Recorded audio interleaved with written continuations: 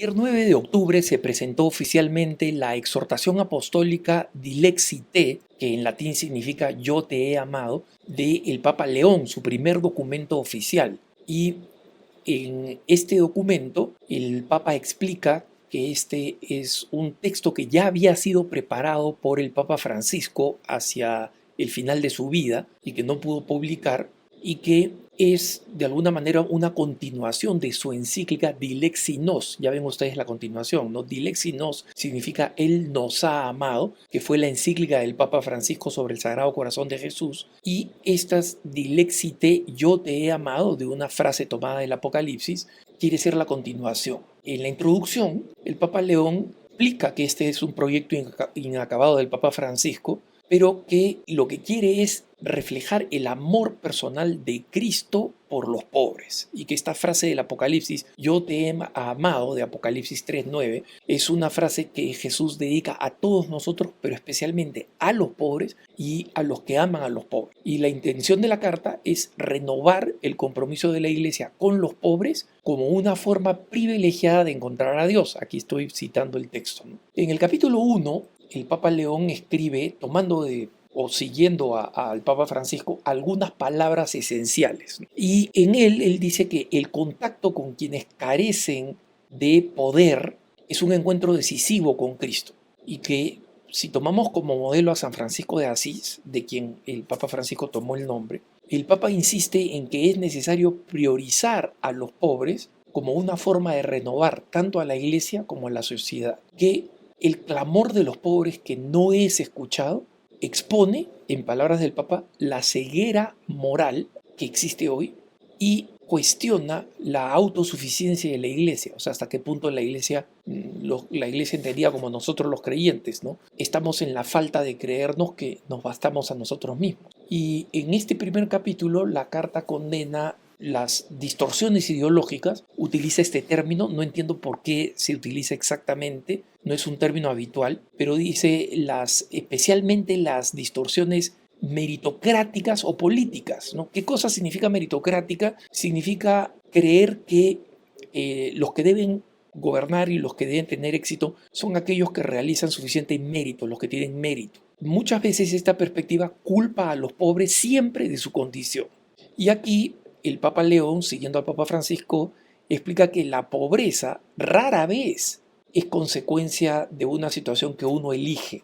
No puede justificarse como algo que pasa por culpa de los que sufren de la pobreza. Que una verdadera respuesta cristiana exige acción y un cambio de mentalidad. En el capítulo 2, que se llama Dios elige a los pobres, la carta presenta el largo argumento bíblico de que Dios elige a los pobres, con muchas citas del Antiguo Testamento, como se pueden esperar ustedes, desde los salmos hasta los profetas. Todos hablan del clamor del pobre, del llanto del pobre, de Dios que escucha a los pobres, que elige a los pobres como sus preferidos, ¿no? Y aquí el Papa hace todo el desarrollo bíblico. Luego en el capítulo 3, que se llama Una iglesia para los pobres, la carta sigue, la exhortación apostólica sigue haciendo el mismo argumento, pero esta vez basada en los padres de la iglesia, en San Juan Crisóstomo, en San Agustín de Hipona y en San Cipriano. Y obviamente, como ustedes se pueden imaginar, aquí estamos hablando nosotros de extensos pasajes de San Agustín, que sin duda el Papa como agustino posiblemente haya contribuido, como él dice que él ha añadido bastantes notas, ¿no? O algunas, más que bastantes, algunas notas. También resume la larga tradición cristiana de caridad concreta de la Iglesia, ¿no? Con una lista muy grande de santos, desde la Orden de San Juan de Dios, por ejemplo, dedicada a los pobres y los enfermos, las congregaciones dedicadas a servir directamente a los pobres. Acá va, digamos, desde las primeras órdenes religiosas hasta Santa Teresa de Calcuta y su increíble ejemplo de dedicación a los más pobres de los pobres, a los realmente completamente abandonados y negados por la sociedad. y cómo esto lo ha hecho la Iglesia ayudando a las personas que sufren de carencia de alimentación, de educación, de salud, es decir, de toda la forma de pobreza que existe, que no son solo materiales. Luego dedica varios párrafos a la atención de la Iglesia a los migrantes, desde la hermana Francisca Javiera Cabrini, italiana, canonizada en los Estados Unidos, patrona de los inmigrantes, la primera santa de los Estados Unidos, aunque nació en Italia, hasta los modernos centros de refugiados que existen hoy. Y también defiende la participación de la Iglesia en cuestiones de la inmigración. De hecho, dice siguiente, leo textualmente: la tradición del trabajo de la Iglesia para y con los migrantes continúa, y hoy este servicio se expresa en iniciativas como los centros de acogida de refugiados, las misiones fronterizas y los esfuerzos de Cáritas Internacionalis y otras instituciones. El magisterio contemporáneo reafirma claramente este compromiso. Sigue diciendo el Papa textual: la Iglesia, como una madre, camina con quienes caminan. Donde el mundo ve amenazas, ella ve hijos. Donde se construyen muros, ella construye puentes. Sabe que su anuncio del Evangelio solo es creíble cuando se traduce en gestos de cercanía y acogida. Y sabe que en cada migrante rechazado es Cristo mismo quien llama a la puerta de la comunidad.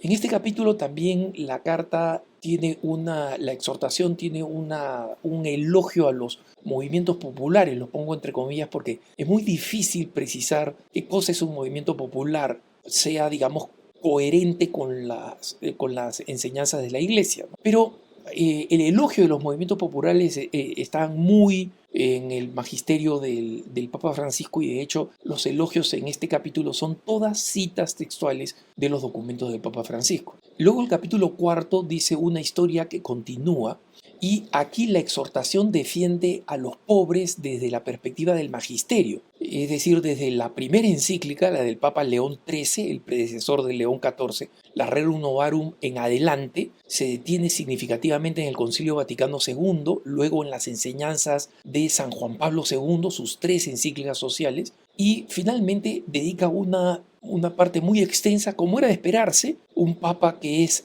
a medias latinoamericano o bastante latinoamericano, como es el Papa León, al magisterio de las conferencias episcopales latinoamericanas, ¿no? Especialmente Medellín, Puebla y Aparecida. Y destaca especialmente el concepto de la existencia de estructuras de pecado, es decir, estructuras sociales y políticas que perpetúan la desigualdad y la injusticia. Y luego el capítulo 5, que es un desafío continuo, aquí este es uno, digamos, más de mano libre, donde el documento llama a los católicos a involucrarse en una reforma estructural seria basada en releer la parábola del buen samaritano, como saben ustedes, ¿no? Donde finalmente la persona que menos esperaba es la que más intensamente ayuda a los necesitados.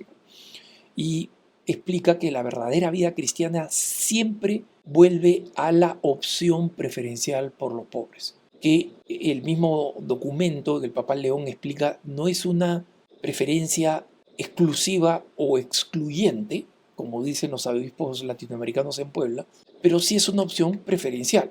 Y el documento aquí critica la economía de mercado, que retrata, digamos, como cruel y como acientífica, es decir, como no científica. Este es un término que ya había utilizado anteriormente el Papa Francisco, el Papa León lo hace suyo, por lo menos en este documento, y también critica los movimientos o grupos, tal cual, ¿no? Entre comillas, grupos católicos que priorizan la colaboración con las élites en lugar de con los pobres, ¿no? Y aquí leo un pasaje que resume estas dos críticas, ¿no? Que dice: a veces se utilizan criterios pseudocientíficos para argumentar que la libertad del mercado conducirá espontáneamente a una solución al problema de la pobreza, o incluso se aboga por una pastoral de las llamadas élites, argumentando que en lugar de perder el tiempo con los pobres, es mejor cuidar de los ricos, los poderosos y los profesionales, para que a través de ellos se puedan lograr soluciones más efectivas. Es fácil ver la mundanidad que subyace a estas opiniones. Nos llevan a ver la realidad con criterios superficiales, desprovistos de cualquier luz sobrenatural, favoreciendo a quienes nos rodean y nos tranquilizan, y buscando privilegios que nos hacen sentir cómodos. Palabras bastante duras, muy en la línea de Francisco, especialmente en sus últimos años, donde su, su fobia, digamos así, de determinados tipos de comunidades, ya se imaginan ustedes cuáles, espiritualidades, etcétera, lo llevaban a creer algo que yo creo que que no es cierto, porque no conozco ninguna comunidad que diga que es necesario hacer una pastoral de las llamadas élites en lugar de perder el tiempo con los pobres. No conozco ninguno que diga que trabajar con los pobres es perder el tiempo. Pero ahí está, lo dice el documento. El documento concluye con un hermoso llamado, muy original del Papa León, a los católicos a volver a la limosna como el canal por el cual las palabras de Cristo llegan a cada corazón. Yo te he amado. Esta parte no quiero alargar este punto de vista porque les he prometido que los puntos de vista voy a tratar de que sean más breves, pero voy a dedicar el próximo punto de vista al tema de la limosna porque las palabras que pronuncia el Papa León no solamente son muy importantes, muy bellas, sino también que creo que resuelven muchas dudas que nosotros tenemos como católicos cuándo y cómo debo dar limosna. Que tengas un buen día.